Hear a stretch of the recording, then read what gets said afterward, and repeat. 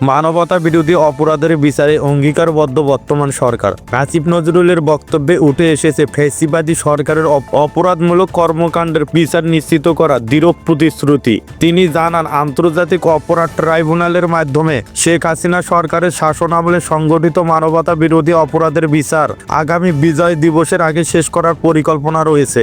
ঢাকায় আয়োজিত এক জাতীয় সংলাপে আসিফ নজরুল বলেন, পিলখানা হত্যাকাণ্ড, শাপলা চত্বরের ঘটনা এবং জোরপূর্বক গুমের মতো অপরাধের বিচার প্রক্রিয়া দ্রুত গতিতে এগিয়ে নিয়ে যাওয়া হচ্ছে।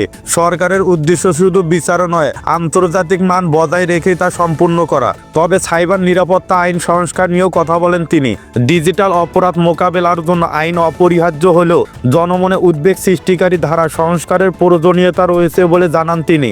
এদিকে অ্যাটর্নি জেনারেল আসাদুজ্জামান বিচারিক প্রক্রিয়ার স্বচ্ছতা নিশ্চিত করার উপর জোর দেন, যাতে জনগণের আস্থা অর্জন করা যায়। পাশাপাশি আন্তর্জাতিক অপরাধ ট্রাইব্যুনালের প্রধান কৌশলী তাজুল ইসলাম জানান, তৃণমূল পর্যায়ে কাজ করা কঠিন হলেও শীর্ষ অপরাধীদের বিচারের মুখোমুখি করাই তাদের প্রধান লক্ষ্য।